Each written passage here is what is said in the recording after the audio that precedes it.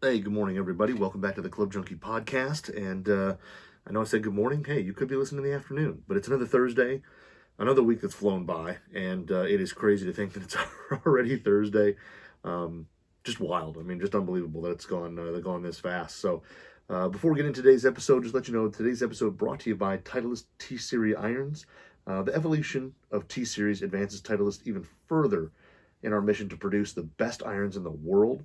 New materials, new processes, and new refinements power new precision that must be felt to be believed. Each model is an instrument of exacting performance passed from Titleist R&D to tour pros to you. Titleist T-Series, precision made, precision played.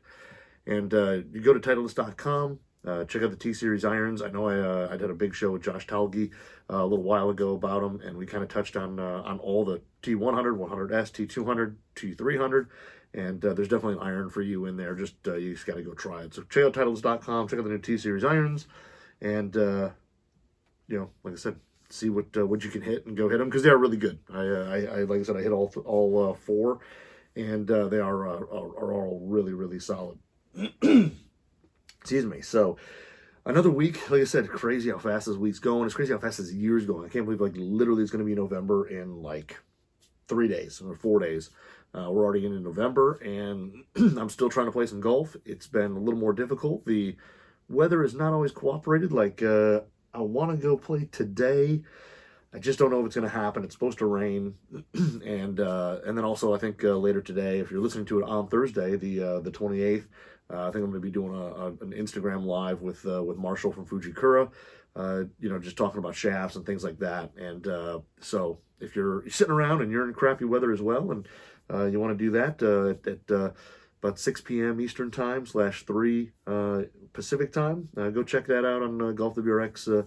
Their account. It'll be, like I said, an Instagram live. We'll probably chat for a half hour, 45 minutes. I mean, who knows? We'll see how long it goes. We'll take some questions from you guys if you've got questions on anything, and go from there. But yeah, this year, everything is just crazy. I'm really bummed that we're getting to the point where playing is going to be a little more difficult, and I hate this. I hate when we get to the point where I'm done and there's snow on the ground and all that. It's just it's not a great time. So again, I'll try to keep pushing on as long as I can and in as cold a weather as I can. But it's coming to an end, which is unfortunate. And it sucks that I have to talk about it every week. But when the light at the end of the tunnel is slowly getting dimmer and dimmer, or quickly getting dimmer and dimmer, it's hard not to. So, but I have been getting out and playing. The course has been super wet. Up here in Michigan, we've just got a ton of rain over the past couple weeks. So getting out, I've been I think what is it, last week I told you I caught in the rain, and the Moto Caddy bags are definitely waterproof. I didn't get caught in the rain last week, but I got 17 out of 18 holes in before it just got super dark. And also, so I played 17, played with a really nice guy who's actually named Brian as well. He just kind of paired up with me, and we were playing, and he hit a jet, it just got late. So I think he took off after 16. I played 17, and then as I'm walking up to 18, the guys in front of us, it was like a twosome, had somehow all of a sudden paired up with a bunch of other guys, and it was all of a sudden a fivesome or something like that. And they were just moving so slow, and I was just like, you know what, it's getting dark, and if I wait for these guys, it's just going to be pitch black by the time I'm done. So I just said heck with it and took off. So I played 17 holes, and but it was fun. It was a good time, and like I said, it was I got to sit there and kind of play two balls and talk a little gear. Like I said, this guy Brian was super nice. He had some PXGs in the bag that he was in love with, and he was a guy who was kind of a military guy, so he had got the discount and all that, but had a nice set of P's in the bag, and I think there were 0311 Gen 3s, I think, or something like that. Yeah, there were 0311 P or P Gen 3s, and he was liking them, and I had definitely a set of irons that was more rare, and he had never heard of them. So I know outside of Golf WRXers, there's not a ton of people who know a ton about Epon, but Epon, if you don't know, is basically there's forging houses, and one of the biggest forging houses out there is Endo, and Endo forges tons of clubs for other OEMs. So if you're playing a forged forged club from a big OEM, there's a decent chance that it's forged by Endo.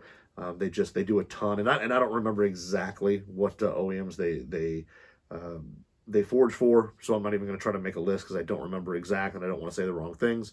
But a lot of the big OEMs they do a lot of forging for, and and basically Epon is kind of like their, as they call it, like signature brand. They go through and kind of show off their call it expertise with with forging and all the things they can do and the precision and all that, and it's all basically shown off in the Epon brand. So it's been I've hit irons of theirs before, and it's really they've been really good. If you haven't hit an Epon iron, usually super soft, great feel, and it has that kind of JDM kind of look, where it's got a little pointier toe, a little more squared off, but usually the shapes are good. The quality control is excellent. The finish, all that stuff is usually just absolutely spot on. And then performance-wise, they're really great. It's just you don't see them everywhere, so not everybody gets to try them. But they do have a new iron out, and the new iron is called the AF-506. So the AF-506 is a little bit of a larger club in terms of size. It's got a little longer blade length, heel to toe.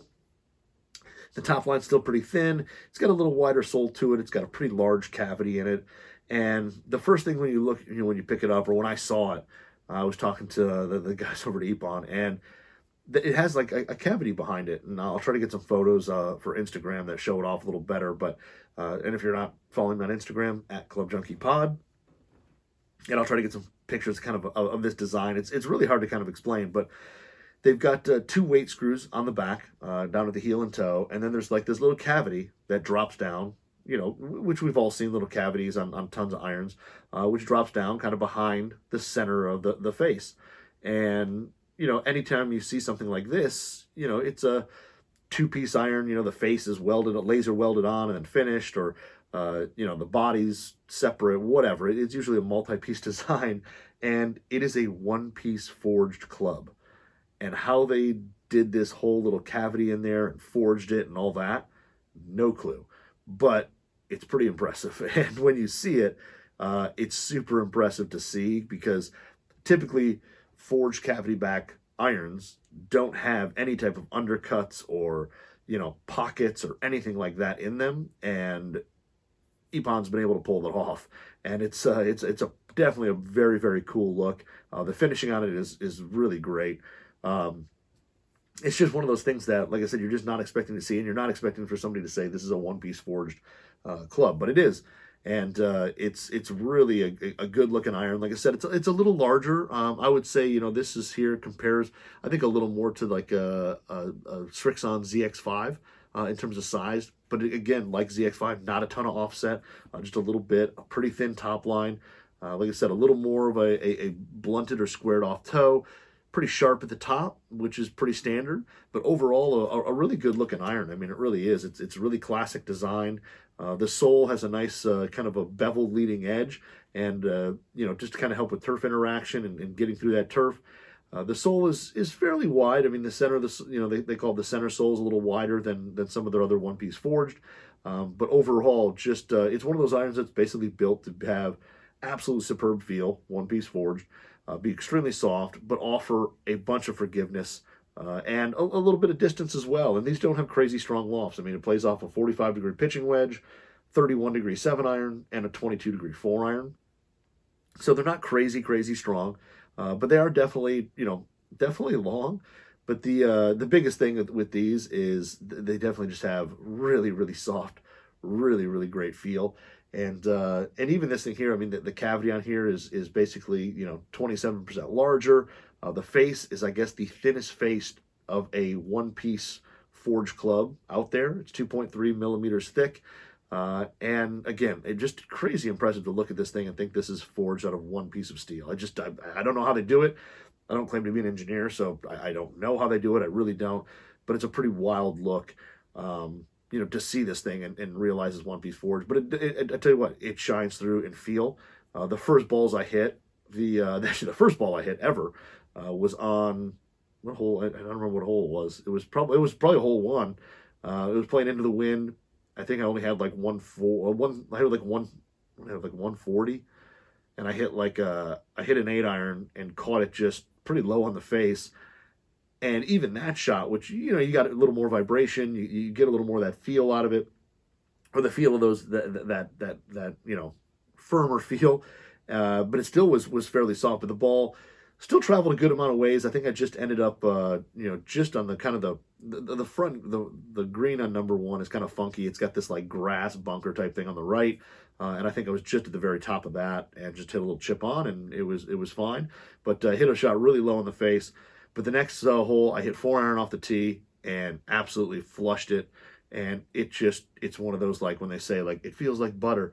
It really does. It's super soft. You can feel the ball just compress off the face and then just take off. And the feel on it's absolutely great. The trajectory on these is I'm going to call it kind of mid to maybe mid-high. It's really, like I said, I think when you look at this iron, you look at kind of the way it's designed, it's a little bigger, all that. I probably expected these to fly kind of really, really high, but they actually were pretty penetrating, pretty flat. And like I said, I'd probably call it a mid-high. And these were shafted up with some Nippon Modus Tour 120s in stiff.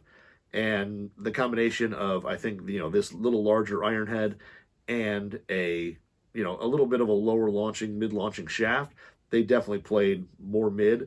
And for being a pretty darn forgiving club, you could really work the ball. I mean, you could flight it down, you could hit it high, you can do just about anything with this iron. But again, the feel on it is just really spectacular. It really does have, excuse me, it really does have a, like I said, that butter feel, that really soft feel.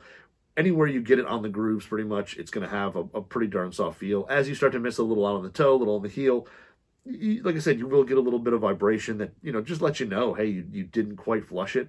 But on shots that you hit it just dead center, it's, it's absolutely just, it's one of those, like, where you don't even feel, as people describe it, you don't even feel it. It just goes. Like I said, all you feel is that ball kind of compress on the face and take off. And the nice thing is, too, is like I was playing 2 different balls. So I actually was playing a Chrome Soft. I was actually playing a standard Chrome Soft. And then I was playing also a TP5. And for those, basically hitting those two balls, which are both pretty soft, you could actually tell which ball you were hitting. Like, it was, just the amount of feel in there, and like I said, how the ball jumped off the face, and you could definitely tell when you hit that Callaway how soft that Callaway ball is, just because the responsiveness of this club. Like I said, turf interaction is really good. That front edge is kind of beveled off, so when you do get into the turf, and like I said, the St. Clair Shores was pretty darn soft the past like 2 weeks, but that front leading edge, you definitely got into the turf, and it just wanted to get through the turf really quickly. So the turf interaction was really good. Like I said, sole being a little wider definitely helped with that thing not really digging. I mean, if you got super steep and got crazy down on it, like most irons, you could get it to dig a little bit. But for the most part, standard swings, which for me are a little steeper anyway, divot depth was pretty controlled. I mean, it always was probably that, like, 1/4 inch, and by probably about 4 inches, which for me is pretty standard. Every once in a while I can get a little longer than that, especially with some of the short irons. But I was playing 4 through pitching wedge, had a whole set, and then basically had built up, like I said, Modus Tour 120s, and then they had Iomic sticky grips on there with the Epon logo, which are pretty classy, with actually a reminder. I do have to say, the only thing I didn't like, I don't love Iomic grips. They're a little thin. I feel like with those, I need like an extra wrap or two just to build them up to the right size.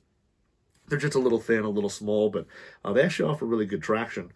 But overall, like I said, the play on these, kind of a mid ball flight, maybe slightly mid-high. The long irons are really actually quite easy to launch, like hitting the 4-iron, even off the turf. It gets up in the air actually pretty effortlessly, but it doesn't just, skyrocket into the air. It's not a crazy super game improvement iron that just launches straight in the air and comes back down. It really does kind of have a flat penetrating flight, but it gets up quick. And goes off the tee. It's an absolute, cannon. It definitely goes. It may not be the longest iron out there. Like, I think it probably is maybe just a little shorter than the P770, which has that, crazy, hollow body, all that. It's probably a little shorter than that. But like I said, on hole what is it, 4 4 I always hit, depending on the wind, 4-iron or hybrid, just because there's a pond out at the right at like 2, I think it's like 225 it comes into play. There's a pond on the right, so if you hit a little fade, and it seems like whatever bounce you get off of whatever mound or anything on that fairway, it's bouncing right.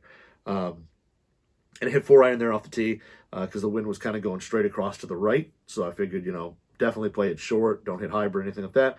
And again, hit just a great shot, dead center of the face. And it was one of those, like, you hit it and just went, man, that's what you strive for in golf, is to hit shots that feel like that. And distance-wise, ended up probably just a little behind. Again, it was a little windier out that day. But again, I think that goes to an iron that has a bunch of forgiveness, and it is long, but that's not the focus. I mean, it really is a player's iron with a bunch of forgiveness to it. So it's not built to be crazy, not have crazy ball speed and be crazy long and super low spin. I mean, it's built for players who want to work the ball and have great feel, and that's what these things do. And like I said, I was probably a couple yards behind. Again, that could be wind change, but then hit a nice little 9-iron into the green, and it was just, like I said, those two shots there just show that you can have an iron like this that's a little larger, it has a little more to it, and you still get that great like blade feel out of it, because it really does. I mean, if you hit this next to any type of like a T100, a P7MC, anything one piece forged, you're gonna get, like I said, that same feel, if not even softer. I mean, these are crazy soft. I mean, I think if you compare this to like a one piece forged Mizuno, you're getting the same soft, crazy feel. But the endo stuff here is wildly soft.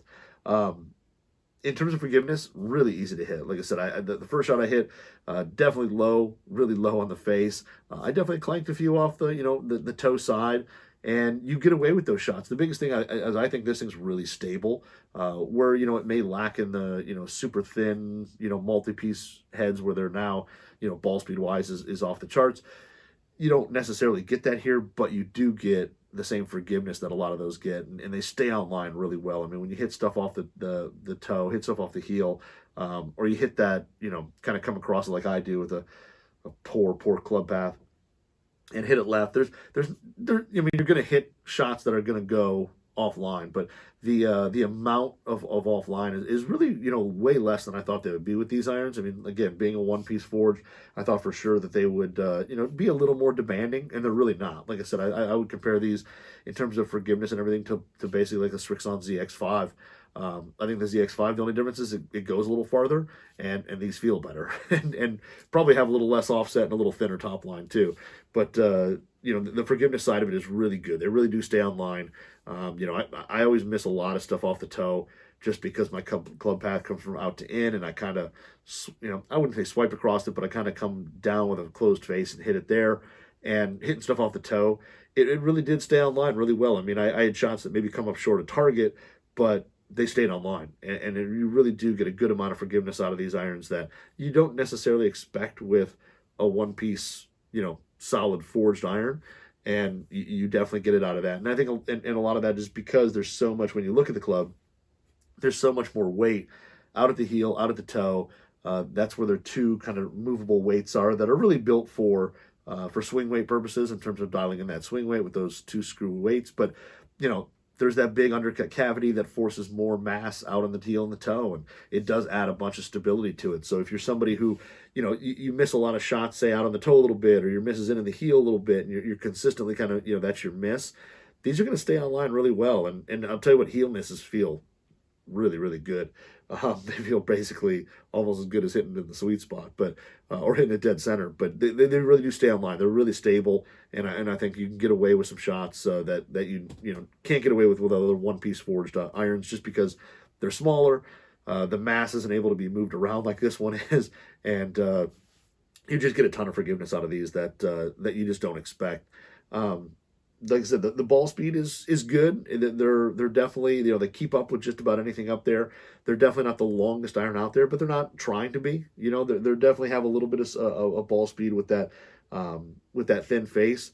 But again, it's more about precision, and they are precise. I mean, when you hit solid shots with these, they go the distance you expect them to go. You know, when I stepped up and I've got, you know, 150 to 155 and I pull 8-iron out and you hit a good shot, it was going that distance. I mean, like every time you hit a good shot, it went exactly, you know, how far you wanted it to go. It went where you wanted it to go. It was just really precise. When you hit, you know, repeatedly good shots over and over again, you know, like I said, I was playing 2 balls, you know, most of the time I was playing 2 balls on every hole. And if you hit 2 good shots, they ended up pretty much in the exact same spot. I mean, it was really, you know, easy to basically hit the spot you needed to hit. And, you know, whether it was distance or accuracy, they really did come up basically exactly the same. And distance control is really good, along with, you know, that's along with hitting it, you know, accurately towards the target. They're just really, really solid in that aspect, and really easy to play. I mean, they really are. I mean, for a person who, if you're looking at basically, you know, handicap, you know, range, I would say these are something you could play as a scratch golfer, and you could play them probably, you know, into, you know, your mid double, you know, double. You could probably play them as a 15. I mean, they really do have a good amount of forgiveness, and like I said, the precision on them is really good. They just perform really well, but the biggest thing is that they just feel good. Like when you hit them solid, it's just got that thud, and it's just a soft sound and feel, and the ball just goes on, you know, and just goes.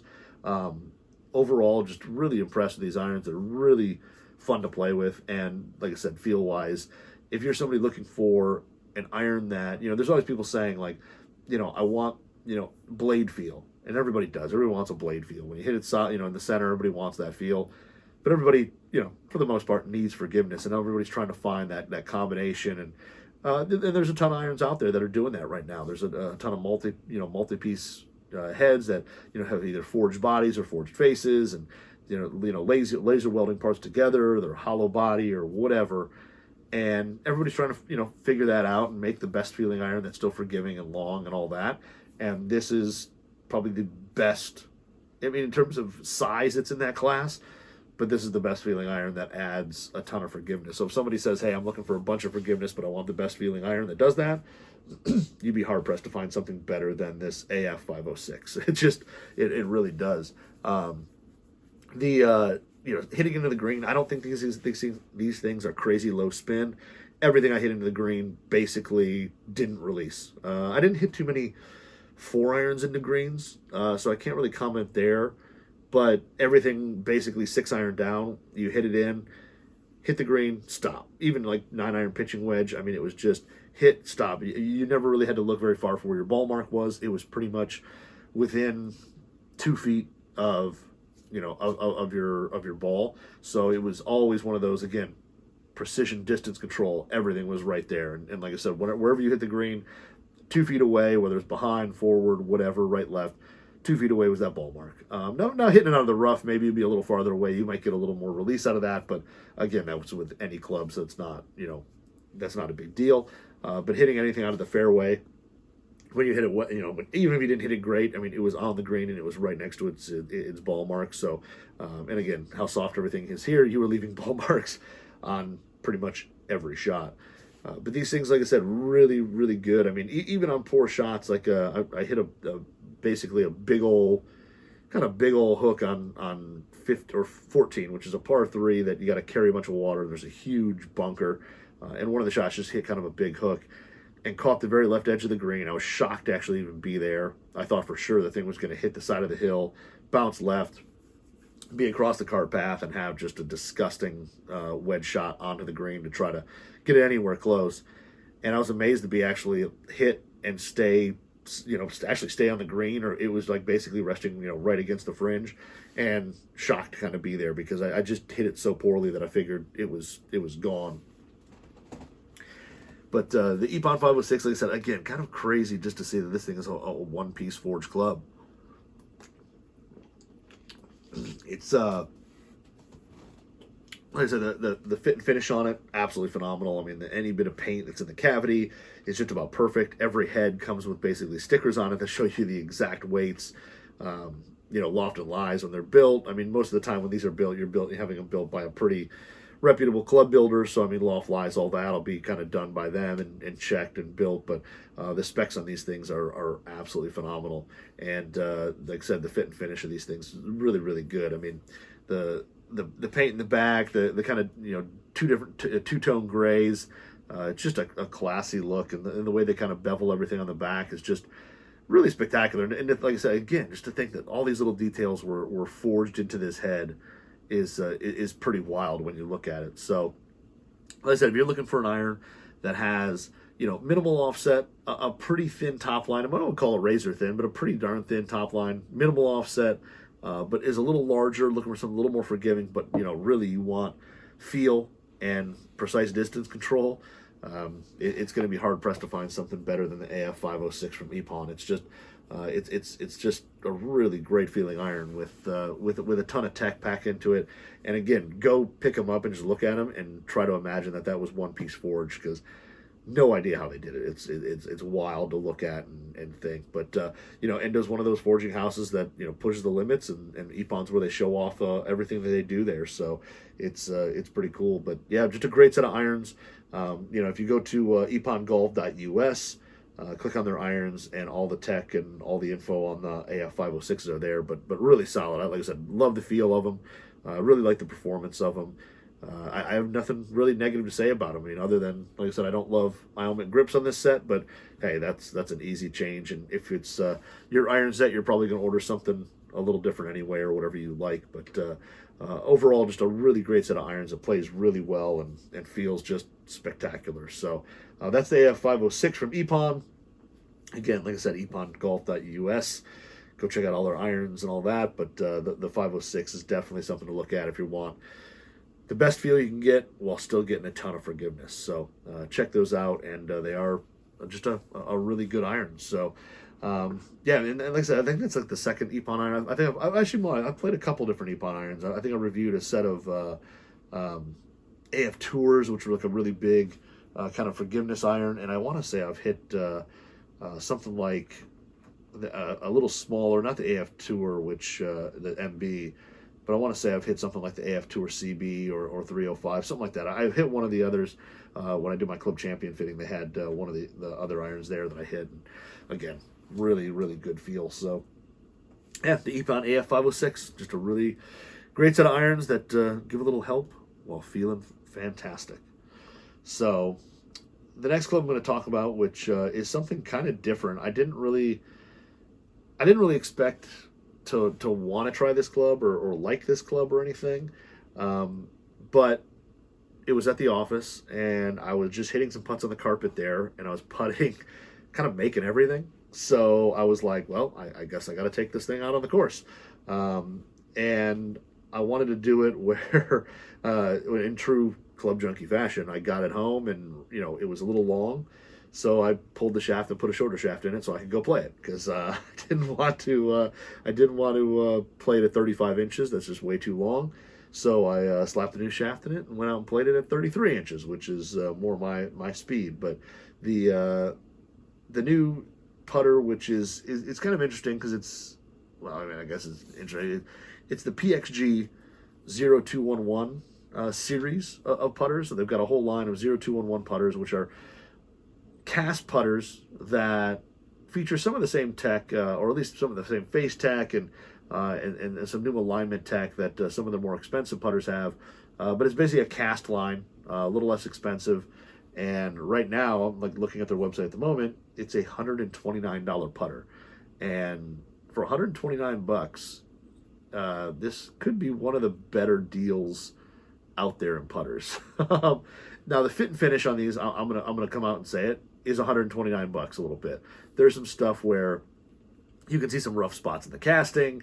They're painted black, and like I said, through the black and all that, you can see some of the rougher spots, or some spots that didn't quite finished as perfectly as you'd expect with, say, like a milled putter.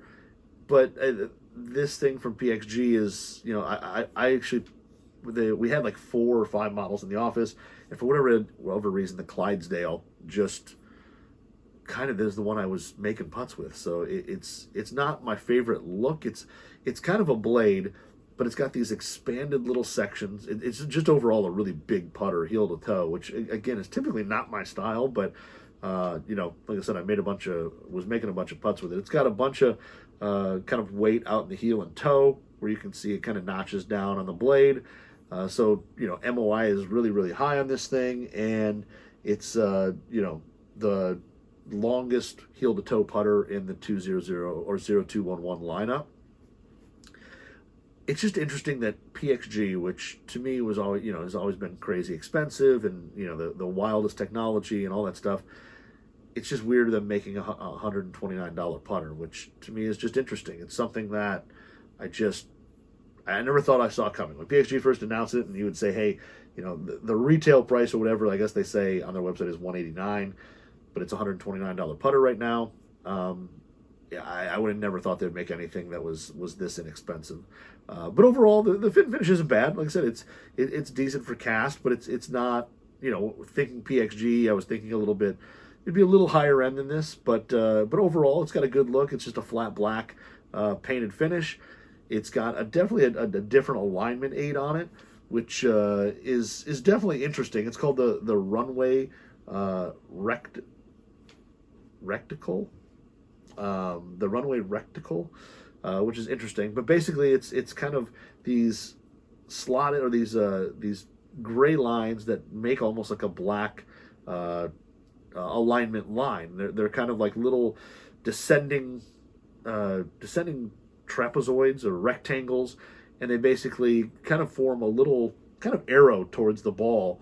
And it's an interesting visual when you look down on it. At first, I didn't even kind of notice it because there's a straight line on the top line of the putter, and I kind of was focused on that a little more than the Runway Rectical. I mean, Reticle. And again, I'm not the most amazing English major, but reticle. I don't know. Anyway, the Runway Reticle. But anyway, it's definitely an interesting look, and it's supposed to basically, it's an alignment aid that's supposed to basically help, help you line up the putts. And again, at first I didn't even kind of notice it. I just kind of stared at this top line, this white top line that's there, or type line mark that's there. But using it more and more, you start to actually notice that little runway thing is kind of interesting. It definitely is like a little arrow that points directly to the ball, and it does create a fairly easy visual to line up to your target, line up to the hole. It's definitely different, but you can definitely tell when it's offline. Like when you look at kind of the way it sets up, you can tell the face is a little open, a little shut, or if you're lined up to the target. It's just a very interesting look that, like I said, I didn't even think about when I first picked it up. I just picked it up and started hitting putts with it, and then made some putts.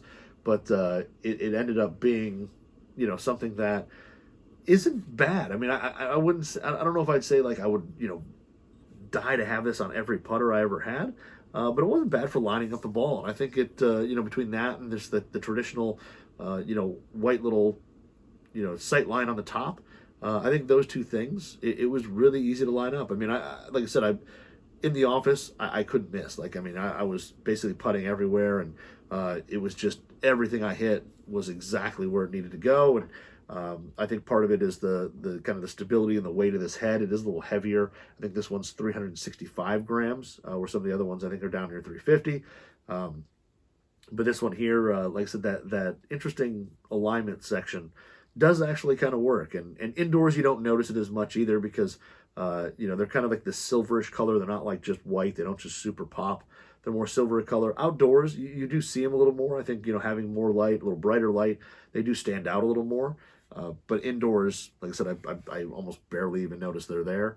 But it was actually easy to use to line up. And you can definitely tell, like, if the face is a little bit shut or a little bit open, that little system of, a couple different rectangles there, you notice it. You can kind of see, oh, that thing is sitting, I'm a little left of target or right of target or whatever. And you can make those little, like, kind of, fine-tune adjustments. And it did kind of work. So Overall, not a bad setup. I know it's not for everybody. Some people will look at it and hate it, and they won't be able to line it up correctly, and I totally understand that. But honestly, I thought it was fairly easy to line up putts.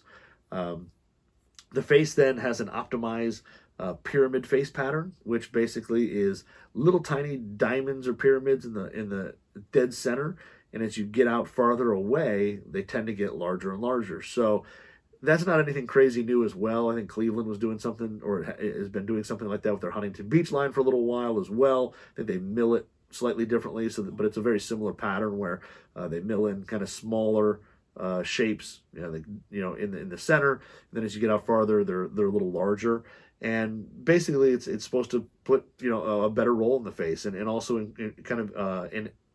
enhance, but enhance the feel. So when you hit it dead center, it has a good feel to it, and when you hit it on the toe, it still has a nice feel to it as well. And and it's also supposed to improve consistency where that ball rolls. As it comes off the face, the more surface area of these larger diamonds should put a little better roll on it on a miss. Where dead center, the smaller, tighter pattern should keep the roll pretty consistent. And honestly, the roll is pretty good. It comes off. There's depending on the greens. Now St. Clair Shores has been pretty slow and a little hairy for a while. So on those there, notice just maybe a touch of skid, but it's really, really minimal. It would kind of come off, and you could tell, like, just kind of come off the face and then start rolling. So you might get kind of that one little kind of hop and just a touch of skid at the very initial, and then it was just roll to the hole. But the roll overall was pretty darn good. I didn't play in the morning when there was a ton of dew. Everything I did was pretty much in the evening, so I couldn't really 100% tell where you have those little dew marks and all that. But for greens that are slow, a pretty good roll in the ball. I haven't played anything crazy fast, unfortunately, but overall the face pattern is really good. The feel on it is actually pretty darn good. I was, again, not expecting a whole lot just because it's a $129 putter, but the feel on it is really solid. I mean, and I think part of it, this Clydesdale head being bigger, having more mass to it, that portion just kind of anything that's got more mass kind of forces itself through the ball. But it actually feels pretty good. There's no real click to it. I was playing pretty much a TP5 for the most part. And like I said, a little bit of Chrome Soft. The Chrome Soft, of course, is extremely soft. I mean, it just kind of comes off the face with almost no sound. I mean, the amount of click is so minimal, but it just comes off and goes. TP5, you get a little more responsiveness with. You get just a touch of click, but it's almost more, I don't want to call it like a thunk, but it's more of just like kind of a solid kind of thud as the ball leaves the face. Out on the toe, out on the heel a little bit, as those diamond patterns change, the sound does get a little more clicky. You will hear a little more audible to it, but it actually overall feels pretty good. I mean, there's a little more vibration out on the toe. The heel, again, keeps it a little more solid when you miss it on the heel, but on the toe, you'll feel a little more of that, feel and hear a little more of that click. You'll get just a touch more of that vibration out there. But overall, the performance out there is really good. The ball still rolls really well. The distance loss is pretty minimal. I mean, you're not going to come up wildly short on putts. If you're hitting stuff to the hole, you might come up a rotation short or something like that, but you'll get it pretty darn close. And stability-wise, this thing's great. I mean, you can hit stuff off the toe, hit it off the heel, and it really does stay on line really well. I mean, it doesn't go offline hardly at all. There were a couple putts that, hitting it on the toe, thought, well, that isn't going to make it, and actually either almost made the putt or did make a putt, and it was pretty interesting to go out and putt with this thing. It really did perform really well. Again, it's not the prettiest putter in the world, and it's not something. And I think part of the Clydesdale name is, one, it's really big, and two, I don't think Clydesdales are really known to be like show horses. They're pretty much workhorses, and that's what this thing is. But it really stays on line well. Like the stability of it being longer heel to toe, having a bunch of mass out here, on both ends. I mean, that extends past the face. It really does keep things on line. I mean, you're going to be hard pressed to hit. I mean, unless you basically just don't shut the face. If you get the face back to square to your target, and even if you miss it off the toe, the heel, a little low on the face, a little high, it's going to go towards the target. Like, you're not going to miss that aspect of it. It's just that stable. But, like I said, the diamond face pattern, which I thought was an insert originally, it looked like an insert. I think this thing is just basically cast into the face. Either cast or either milled or whatever, but it's actually part of the head. I don't think it's an insert at all. And like I said, the feel on it's actually really good. Again, me and another guy in the office kind of saw him and said, I don't think they're going to be anything too special. Hit a couple putts and went, wow, this line actually feels pretty darn good. Like, we were both kind of taken away. And then, like I said, taking them outside, short putts are pretty much, like I said, with the stability of it and with that diamond, that optimized pyramid face, short putts are pretty easy. They're easy to make. They're really consistent, and I felt like I was making a ton of short putts. Long putts I thought were, again, really easy. I mean, again, I basically pulled the shaft just so I didn't have to like cut a grip off and cut the club down. So I threw in a Stability Tour shaft that I had laying around, tossed that in here, and it really is, like I said, a crazy table putter on long putts. Really easy to lag it up there close. And again, I think it's, having that, a ton of stability and this little, optimized pyramid face. It just, it puts a good roll on the ball. And if you can hit it anywhere in the face, even at high speed as you're hitting longer putts, it's easy to lag it up close, tap it in for your pars and things like that. But lag putts are really easy. You do notice sometimes, again, and I think this is more green than it was the putter, a little hop on those, like, say, 30-footers and longer. Right off the bat, you may notice a little bit of hop. But again, I think that could be more just kind of a long, shaggy green that isn't rolling as well. I would love to play, something a little faster, but that's getting a little harder to do right now. So I'm kind of stuck with what I've got. But on slower greens, it putted really well. Lag putts went really well. Like I said, you could get just a touch of hop on something that's really long, like a 30-footer plus. But anything short, basically just, immediately rolled, went in, and it was really nice to putt with. Like I said, I've been pretty impressed with this thing. Again, I don't know if I absolutely love the look of it, but in terms of a shape. But I mean, like I said, when you're making putts, I guess do you really care what exactly it looks like? You don't. It has no glare to it. Like I said, kind of it's a flat black finish, so no glare or anything like that. The sole of it's got kind of polished chrome, PXG logo, Clydesdale logo, all that, and it just overall performed pretty well. I mean, I think at $129. For these things is really a pretty darn good deal. And like I said, I'm kind of shocked that they offer these things at that price, because I never thought PXG was going to offer a $129 putter or anything like that. I thought they would go down the milled route and charge $400, $500, $600 for putters. And these things, for being a cast, putter, it's got a good amount of tech. It's stable. They make, what is it? I think like 5 shapes, something like that. Let me pull it up here real quick just to make sure. But the 0211s, they make 1, 2, 3, 4, 5. So they make 5 different shapes. So anything from basically a mallet, basically kind of a round mallet called the Lightning, a little heel shafted blade, kind of like Phil plays, called the V42, and then kind of a wider flange traditional blade called the Hellcat, this Clydesdale, and then like the bayonet, which is pretty much a traditional just size blade. But they make 5 models. They should have something kind of for everybody. And at $129, it's really tough to beat. I mean, if you're really looking for a good putter with some good tech by a brand that you actually heard of and all that. I mean, the PXG 0211 putters are pretty darn nice. And the head covers are pretty nice, too. They're magnetic. They've got, like, the raised rubberish PXG logo on it. Oh, it's right here. But it's got, like, kind of a grayish look to it. It looks like it's woven, but I don't think it is.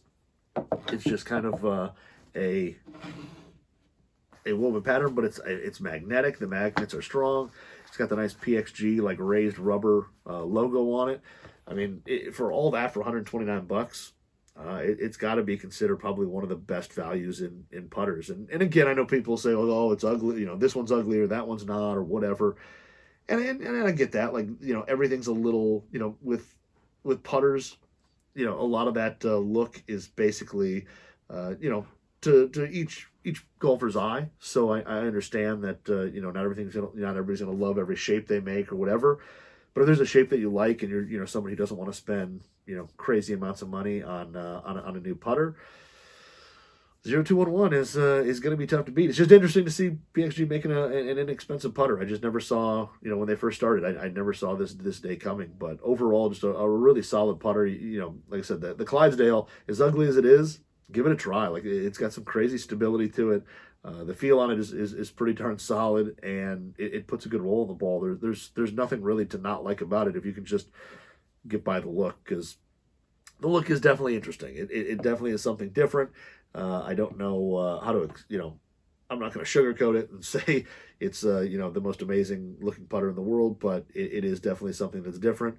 But like I said, it works. It makes some putts. So I think the whole line feels really good. Like I said, I took this one on the course. The other ones I was putting around in the office. I think we had all 5. I know we didn't have the one mallet. We didn't get the lightning, but the rest of them, actually all have kind of the same really solid feel to them. Nothing had any, crazy tings or clanks or anything like that. They all have a really good solid feel.